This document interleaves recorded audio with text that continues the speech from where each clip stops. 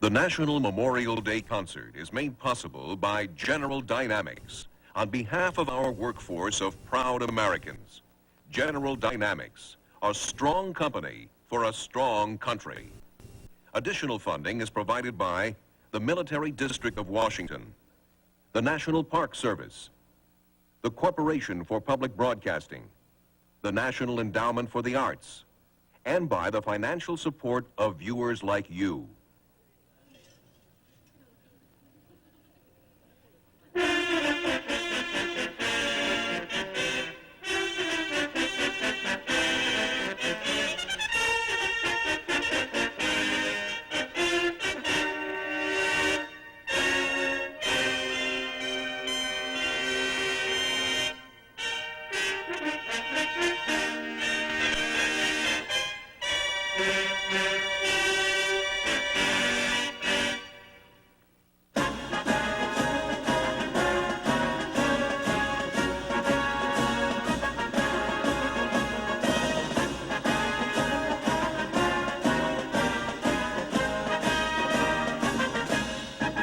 From the West Lawn of the United States Capitol, welcome to the 3rd Annual National Memorial Day Concert, featuring the National Symphony Orchestra, conducted by Maestro Eric Kunzel. Our special guests are Harry Como, Charles Corot, Richard Thomas, Mel Torme, Leslie Uggams, Roger Williams, and the Chairman of the Joint Chiefs of Staff, General Colin Powell. With the United States Army Herald Trumpets, the Air Force Honor Guard and Ceremonial Brass, the Navy Sea Chanters, the Army Chorus, the United States Armed Forces Color Guards wearing the uniforms of World War II, and our Master of Ceremonies, the star of Evening Shade and himself a veteran of World War II, Mr. Ossie Davis. Welcome to the 3rd Annual National Memorial Day Concert, a time to think, to reflect, to enjoy, to re-cement this rare and precious union we still call America. We are here tonight to commemorate the 50th anniversary of World War II. We come together to honor those who risked their lives for their country and all those who died. Ladies and gentlemen, the National Symphony Orchestra, under the direction of Maestro Eric Kunzel.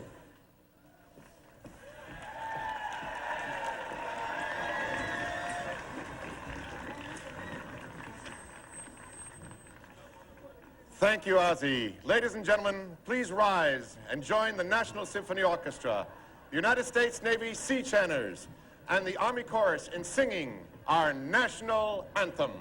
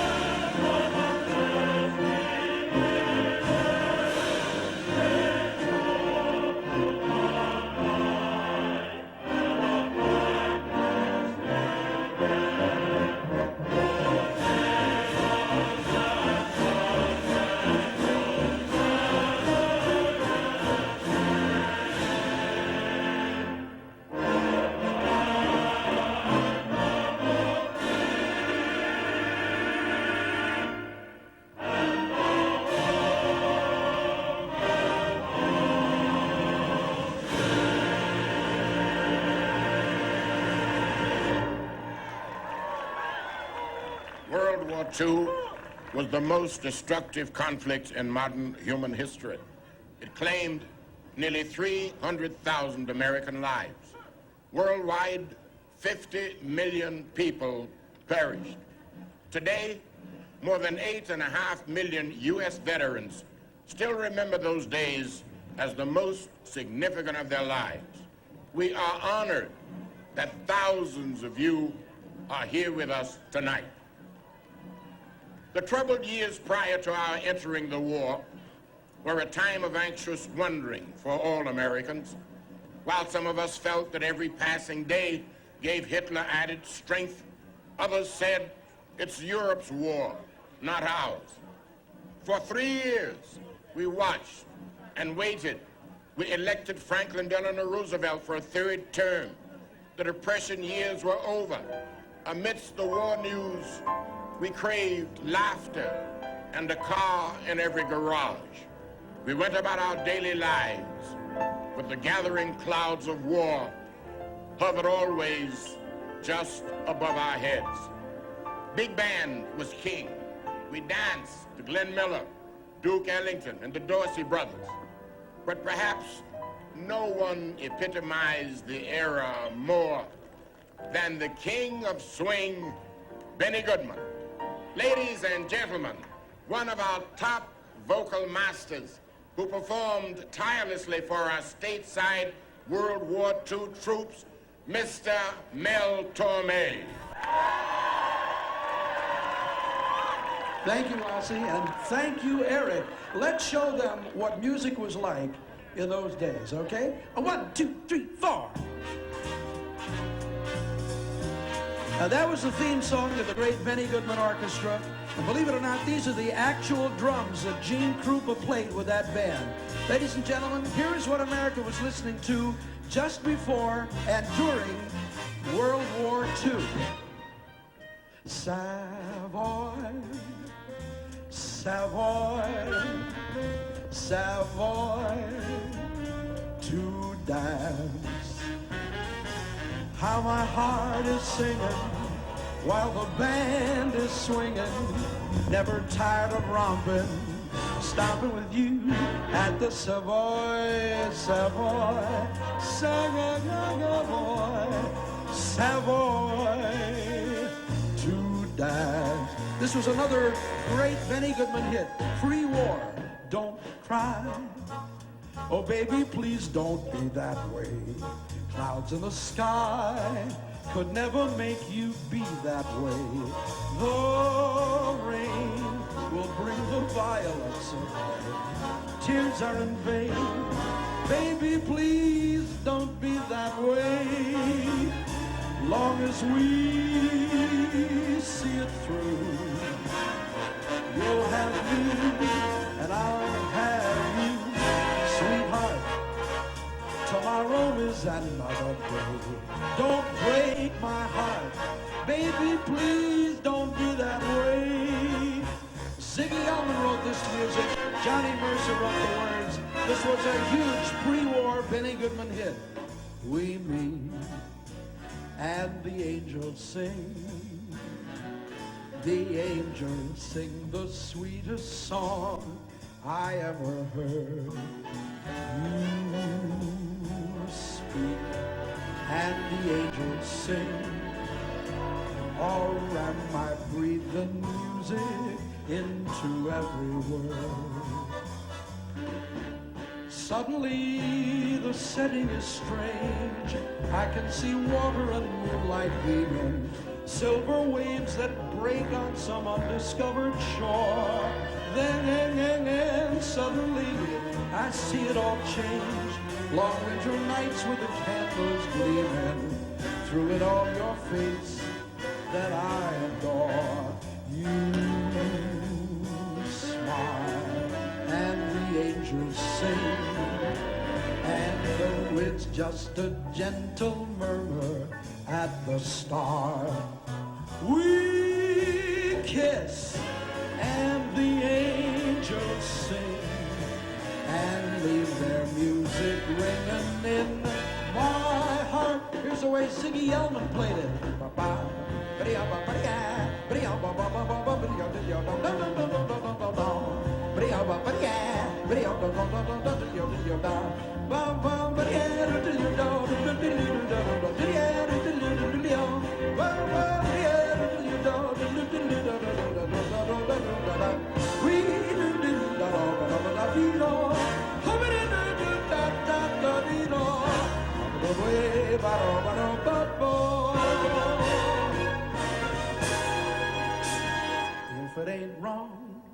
it's right.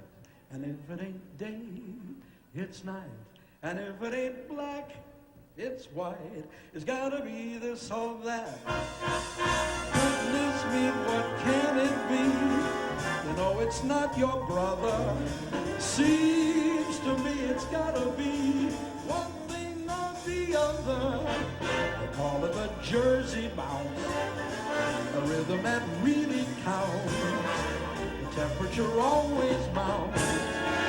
Whenever Peggy Lee sang this with Benny, you had plenty money, 1922. You let other people make a fool of you. Why don't you do right like some other gals do? Get out of here and give me some money too. If you had prepared 20 years ago, you wouldn't be wandering out from door to door. Why don't you do right like some other gals do? Get out of here and give me some money too. Why don't you do right like the Benny Goodman Quintet? Did it, did it, did it, did it, did it, did it.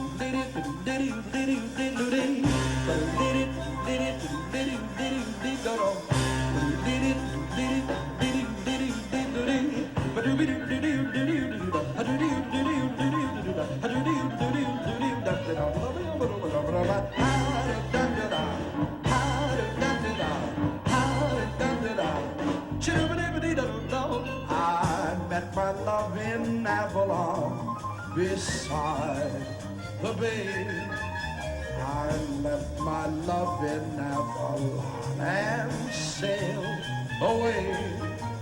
I dream of her in Avalon from dusk till dawn. So I think I'll travel on to Avalon.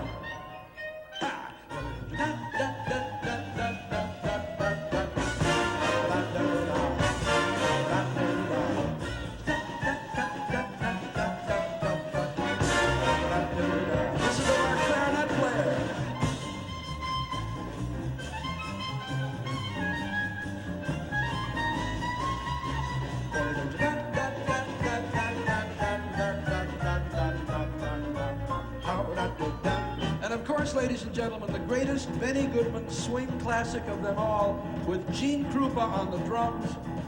Sing, sing, sing. One.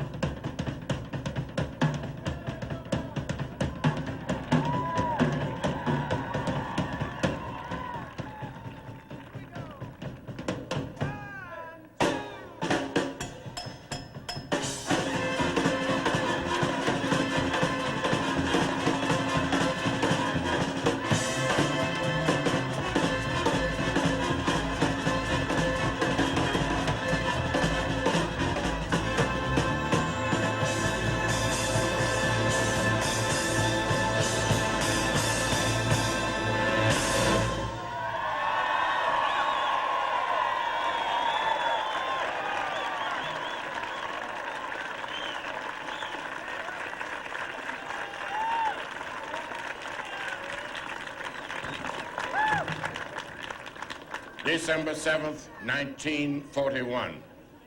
On the island of Oahu, the pride of the U.S. fleet rests calmly in the sapphire waters of Pearl Harbor. 2 miles up, in the pre-dawn darkness, a Japanese commander radios the code, Tora, Tora, Tora. Surprise has been achieved. Screaming dive bombers fall from the sky, and an unready America is attacked at its back door. No American alive at the time will ever forget exactly where they were or what they were doing the day peace exploded into the terror of war. Beethoven's Fifth Symphony would become an emotional call to arms during World War II. The opening few notes are Morse code for V for victory.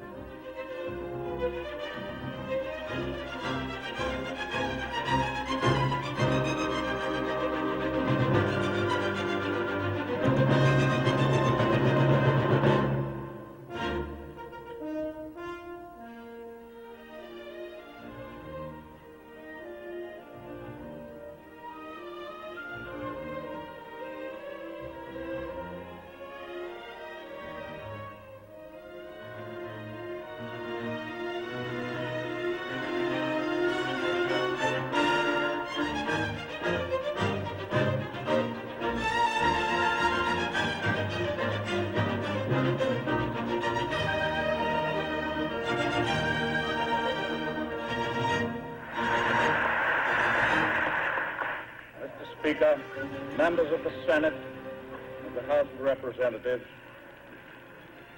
yesterday, December 7th, 1941, a date which will live in infamy, the United States of America was suddenly and deliberately attacked by naval and air forces of the Empire of Japan.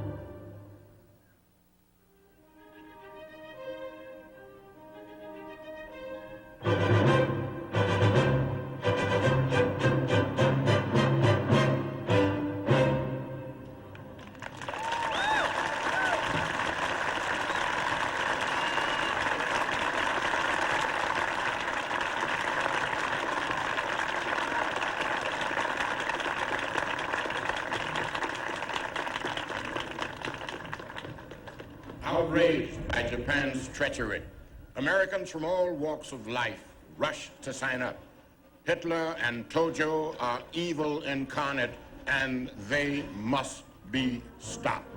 It was moral, it was noble, it was a crusade. The famous and the not famous alike are ignited by a patriotic fervor that spreads across the land like a wave. Black men and white men had to serve in separate units. Only a few blacks, like the legendary Tuskegee Airmen, are allowed in combat units. But the pain of racism is put aside for the greater cause. The fight for freedom is all. To salute everyone who served their country, please join me in welcoming the talented and beautiful Miss Leslie Uggams.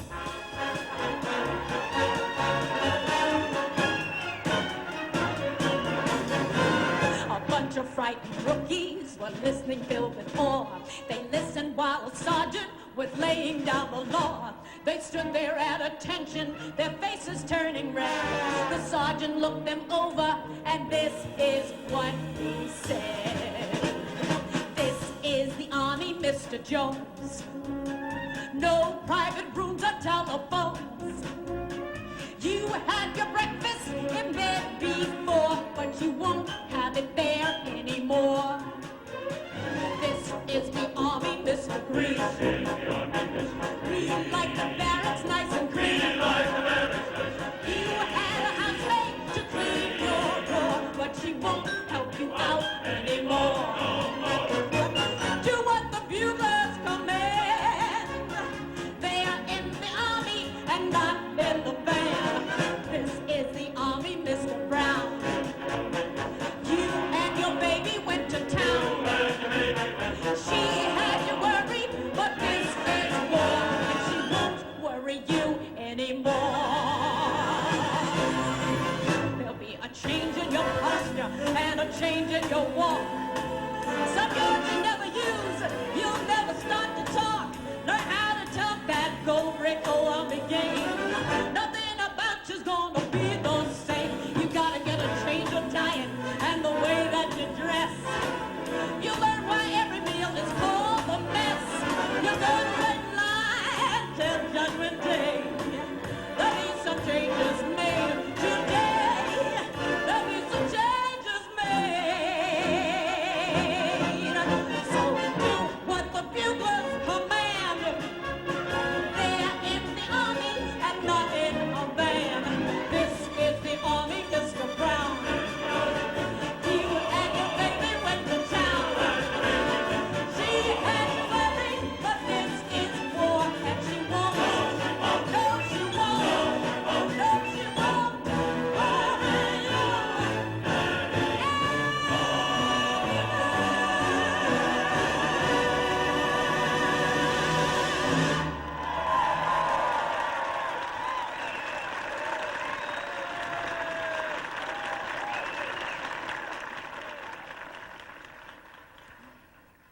As the war industry went into high gear, our hidden army became our women. Against all tradition, some 18 million hung up their aprons and surged into the workplace. Rosie the Riveters put in back-breaking days helping build the planes, the tanks, the jeeps, so essential to the Allies. Then going home to tend victory gardens, sell war bonds, write letters to loved ones so far away from home. And although they were not permitted at the front, female pilots ferried planes to Europe. From Boston to Bataan, in addition to their more traditional role as nurses, more than 200,000 served in the new women's branches of the military. There were catcalls and taunts of a petticoat army, but the proud women knew they were freeing thousands of male counterparts for combat. Difficult.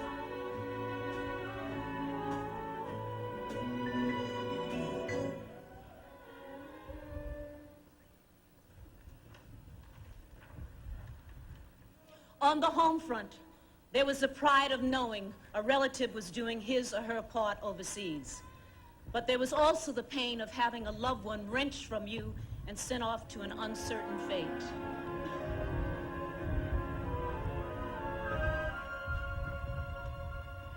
Cathedral bells were tolling, and our hearts sang on.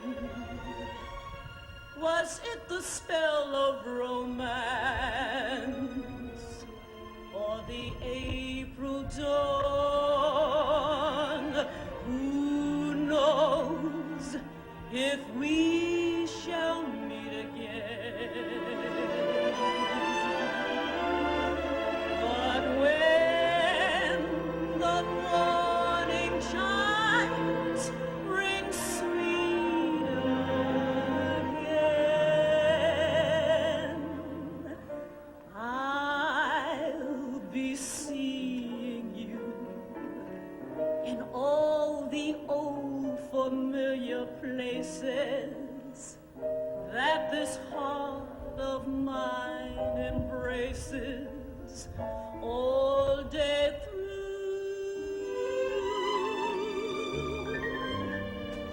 In that small cafe, the park across the way, the children's carousel, the chestnut tree, the wishing well. Oh, I'll be seeing you in every lovely summer's day, in everything that's bright and gay. I'll always think of you that way. I'll find you in the morning sun, and when the night is new, I'll be looking at the moon, but I'll be seeing you.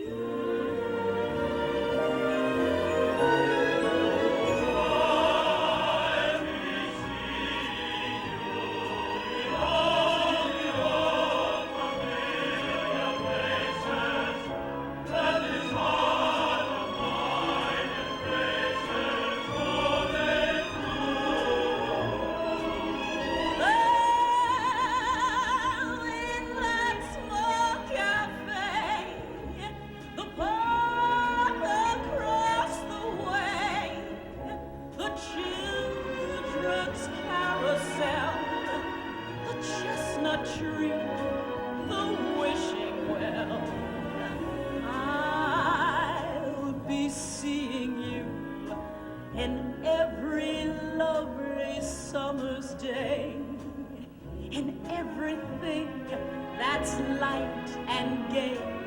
I'll always think of you that way.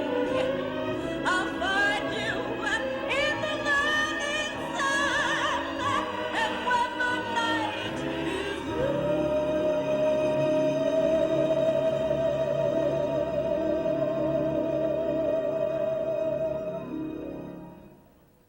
I'll be looking at the moon,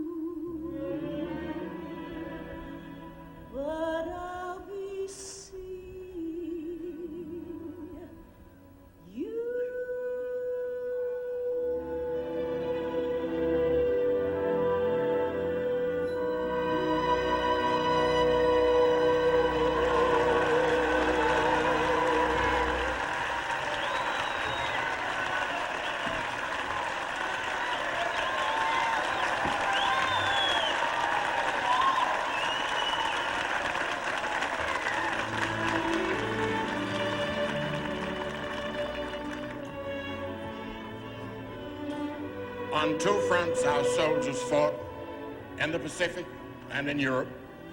Hitler had already devastated Austria, Czechoslovakia, and Poland, and moved west into Belgium, Holland, and France. As the Allies advanced against the German forces, a favorite piece of music that sustained them in their efforts was the Warsaw Concerto. Here to perform it is the world-famous pianist, Mr. Roger Williams, himself a Navy veteran of World War II.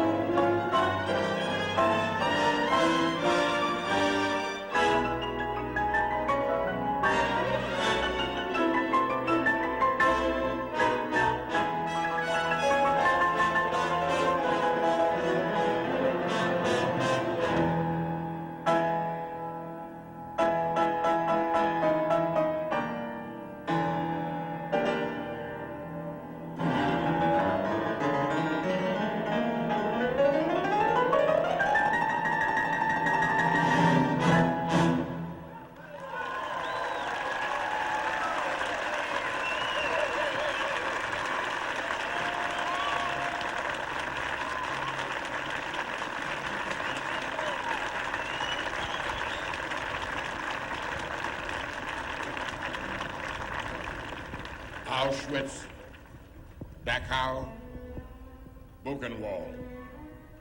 Tales of Nazi terror at these and other death camps had only been rumored.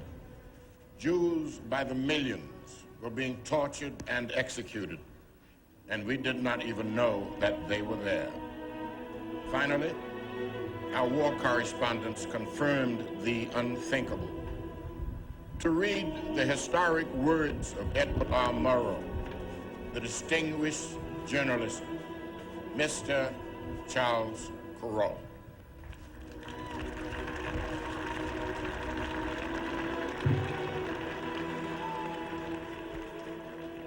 Permit me to tell you what you would have seen and heard had you been with me on Thursday. I propose to tell you of Buchenwald. It is a small hill about 4 miles outside Weimar, and it was one of the largest concentration camps in Germany, and it was built to last. And now, let me tell you this in the first person. I was the least important person there, as you shall hear. There surged around me an evil-smelling horde. Men and boys reached out to touch me. They were in rags and the remnants of uniform. Death had already marked many of them, but they were smiling with their eyes. As I walked down to the end of the barracks, there was applause from the men too weak to get out of bed. It sounded like the hand-clapping of babies. They were so weak. As we walked out into the courtyard, a man fell dead. Two others, they must have been over 60, were crawling toward the latrine. I saw it, but will not describe it. In another part of the camp, they showed me the children, hundreds of them. Some were only 6. One rolled up his sleeve, showed me his number. It was tattooed on his arm. D6030 it was. The others showed me their numbers. They will carry them till they die. The children clung to my hands and stared. We crossed to the courtyard. Men kept coming up to speak to me and to touch me. Professors from Poland, doctors from Vienna, men from all Europe, men from the countries that made America. We proceeded to the small courtyard. There were 2 rows of bodies stacked up like cordwood. They were thin and very white. Some of the bodies were terribly bruised, though there seemed to be little flesh to bruise. Some had been shot through the head, but they bled but little. All except 2 were naked. I tried to count them as best I could and arrived at the conclusion that all that was mortal of more than 500 men and boys lay there in 2 neat piles. There was a German trailer which must have contained another 50, but it wasn't possible to count them. It appeared that most of the men and boys had died of starvation. They had not been executed. But the manner of death seemed unimportant. Murder had been done at Buchenwald. God alone knows how many men and boys have died there during the last 12 years. Thursday, I was told that there were more than 20,000 in the camp. There had been as many as 60,000. Where are they now? I pray you to believe what I have said about Buchenwald. I have reported what I saw and heard, but only part of it. For most of it, I have no words. Edward R. Murrow.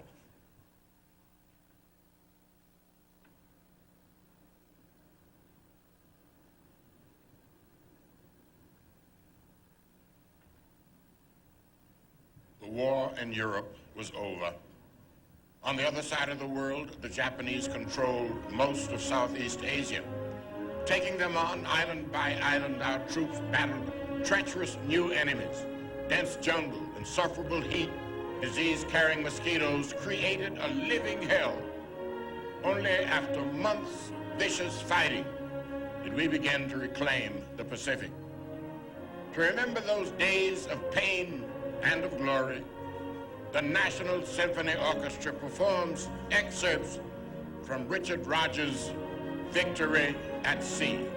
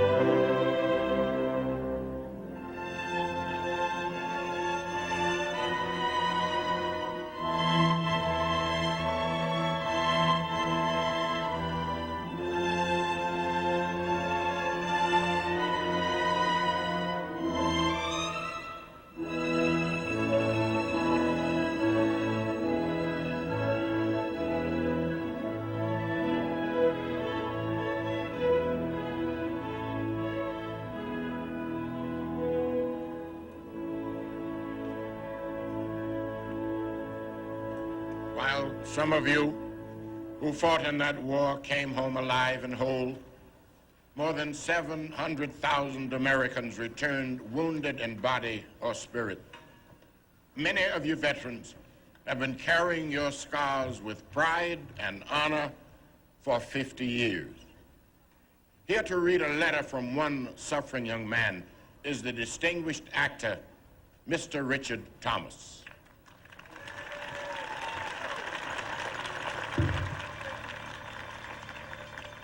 Private First Class John Conroy wrote the following letter from Mare Island Naval Hospital. December 24th, 1942.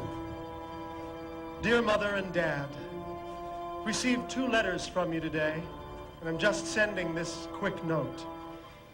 Phone connections down here are very difficult, so I could not call you. I received your gift of $25 just in time to accept a Red Cross weekend with a San Francisco family. Had a nice, cozy time, turkey and all. You keep asking, so I'll tell you. I've been shell-shocked and bomb-shocked. My memory is very dim regarding my civilian days, and they feel that sudden shock in action now would affect my sanity. All the boys back here have received the same diagnosis.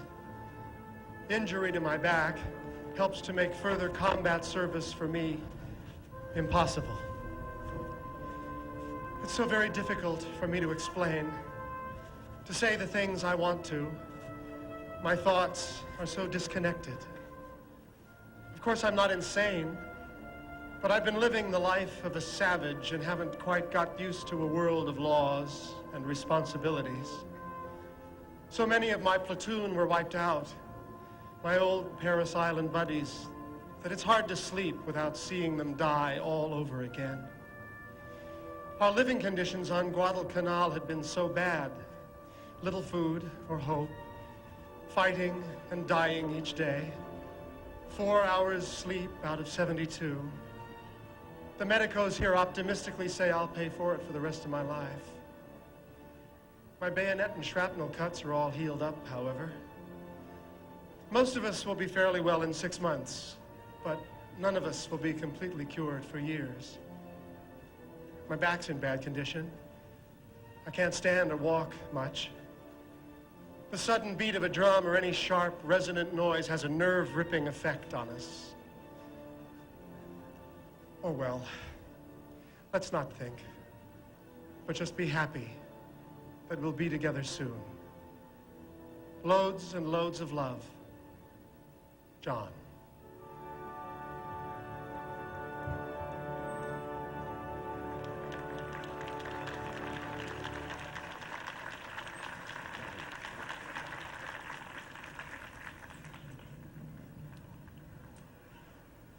Finally, VE and VJ days.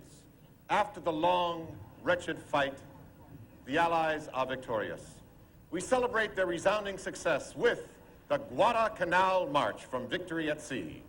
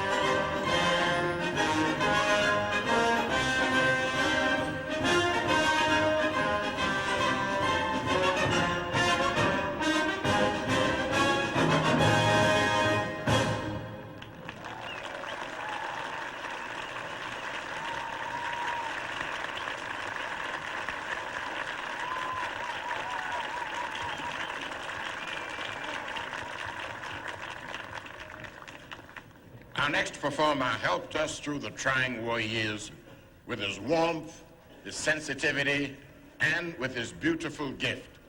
He is here to share it with us again tonight, to help rekindle the memories for us. Ladies and gentlemen, the legendary Perry Como.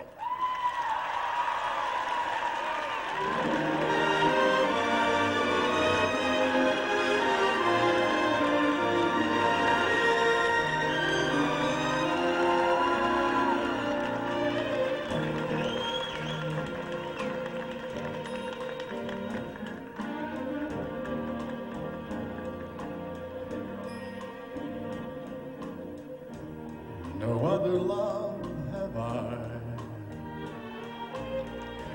only my love for you, only the dreams we knew, no other love. Watching the clouds roll by, wishing that you could be, watching the night with me.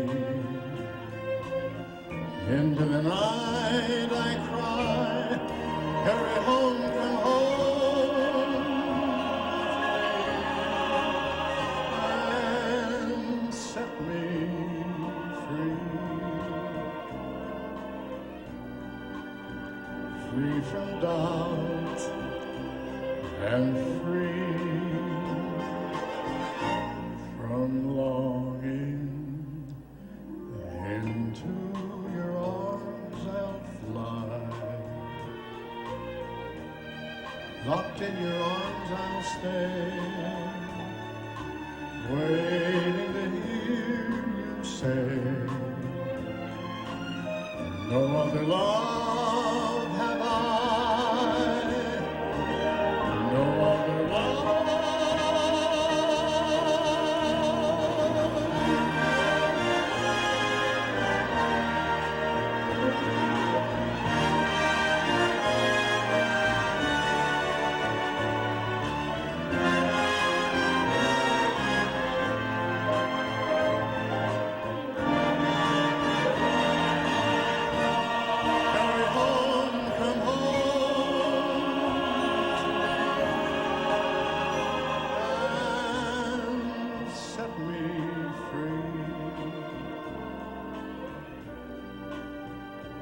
Free from doubts and free from longing. Into your arms I'll fly, locked in your arms I'll stay, waiting to hear you say, no other love have I, no other love.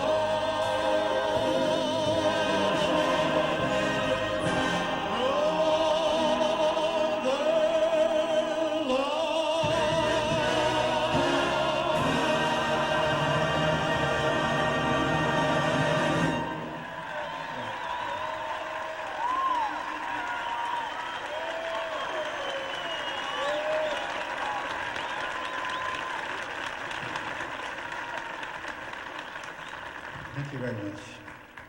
I'm very happy to be here.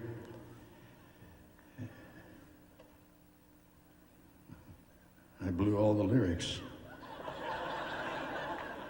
That's okay, I'll fake it. Good to see you. I'm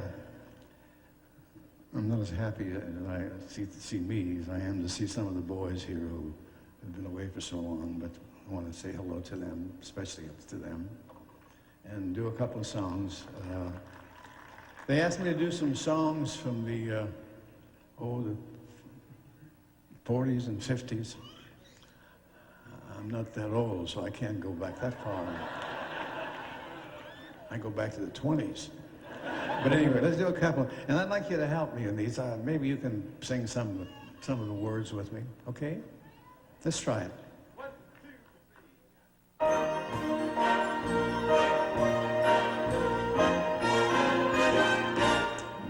bells are ringing for me and my gal. The birds are singing for me and my gal.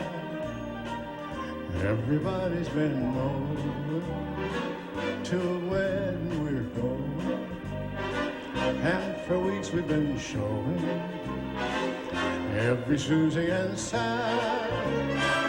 They're congregating for me and my gal. The parson's waiting for me and my gal. And someday we're gonna build a little home for two, for three or four or more, in love land for me and my gal. Join me now. Bells are ringing for me and my gal.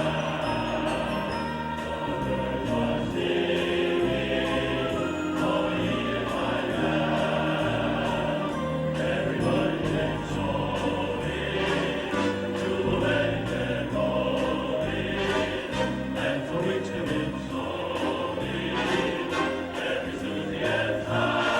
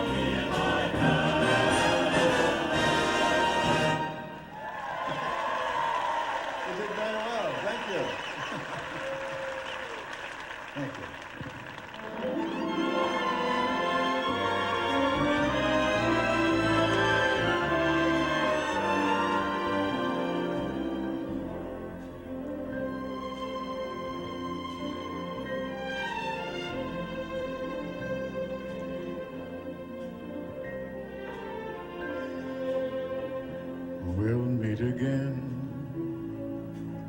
Don't know where, don't know when, but I know we'll meet again some sunny day.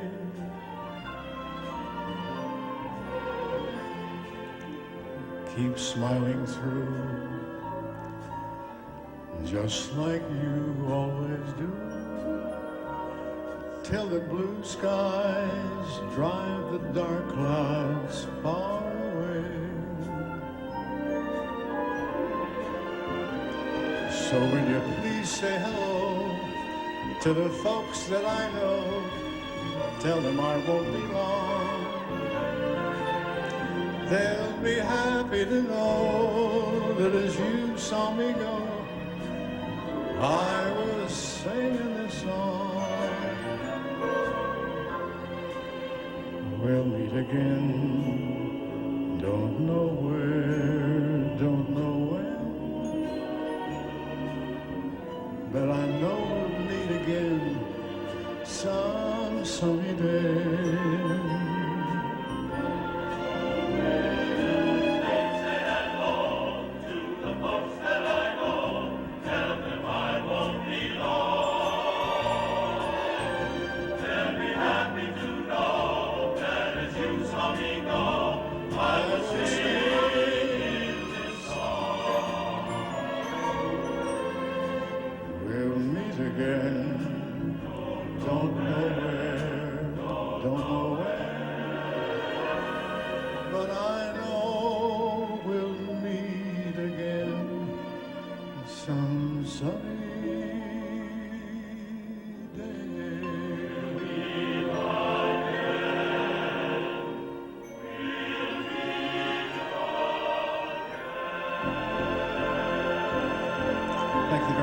Ladies and gentlemen, thank you. Love you.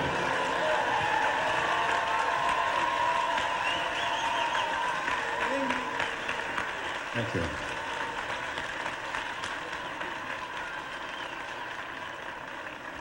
Ladies and gentlemen, the Chairman of the Joint Chiefs of Staff, General Colin Powell. Thank you. As you have heard and seen, the Second World War was a profound experience for America and for all Americans. America went to war in a way she had never done before, in a way no nation on earth had ever done before.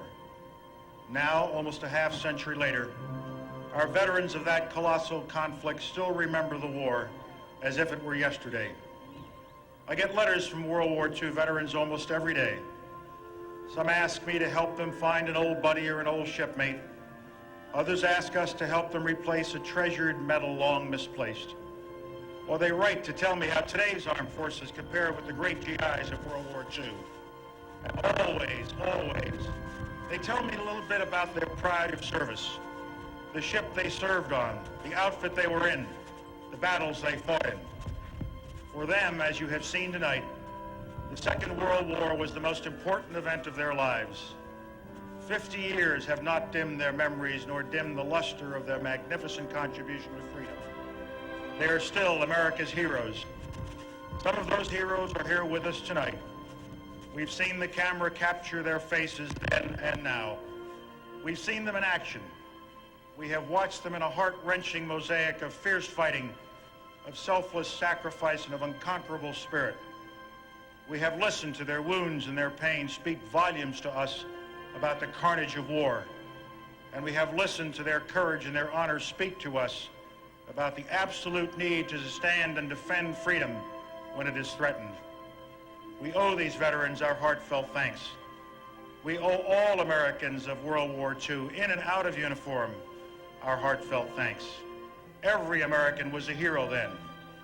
As the nation came together to defeat aggression, every American pitched in to help, just as they did again last year for Operation Desert Storm. 300,000 Americans didn't live to see our great victory in World War II.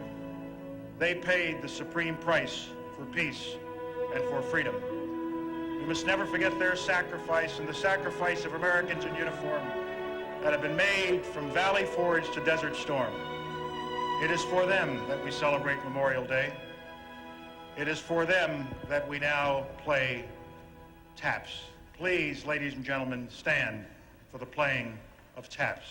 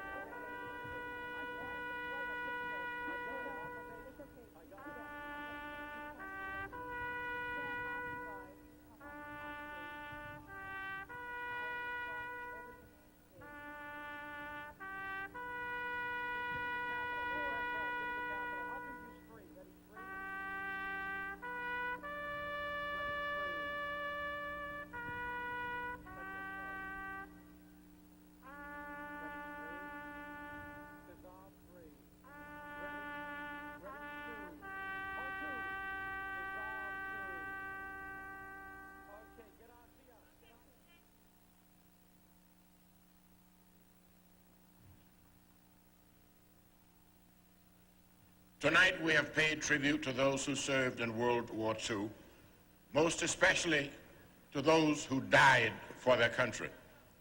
The light of your sacrifice now shines upon America like a star. We who survive you feel again tonight the pain of losing you, the uniqueness of each one of you. We grieve for you. We consecrate our memories of you. And in this moment, we look again into our hearts for that light that is your legacy. We will never fully comprehend your gift, but we shall never forget that you have given it. It is a gift of hope, hope for justice and peace for everyone. Words are inadequate, and gratitude is not enough. Only our love. Love spoken out in stumbling speech, love acted out in simple kindness will begin to express our reverence for your gift. And we will each in his or her own way, have then truly said, thank you. To you, America will forever bow its head in humble reverence. Beautiful words, Ozzy. And now we'd like to salute all the men and women who have served in our armed forces. As the orchestra and the chorus perform the Armed Forces medley, please stand as your service song is presented. We salute you. America salutes you. We are proud of you.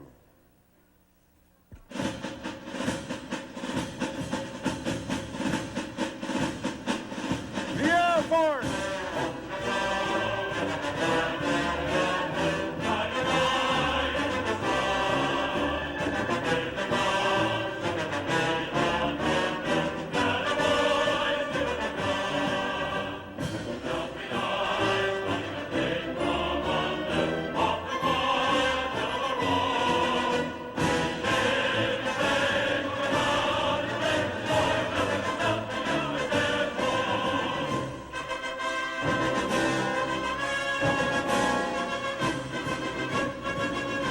The Marines!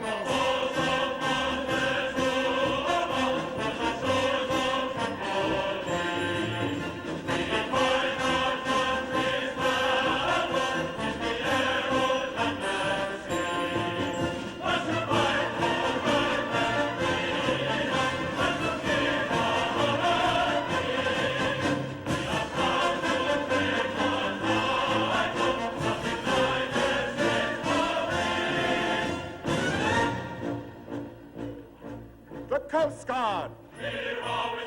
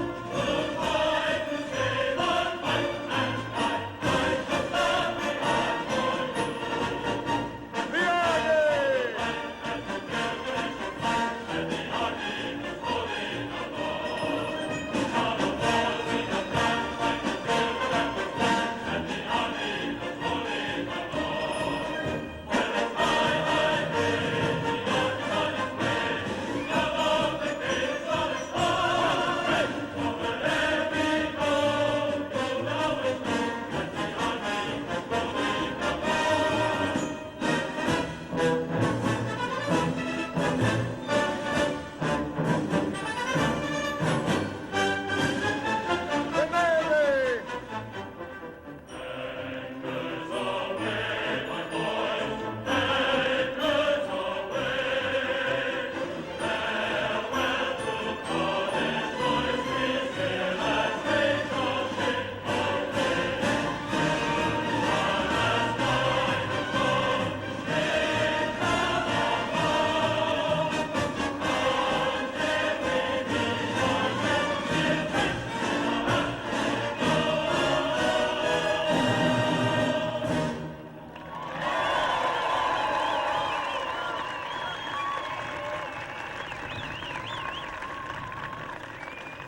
From the West Lawn of the United States Capitol, thank you for joining us for the 3rd Annual National Memorial Day Concert. I'm Ossie Davis. Good night.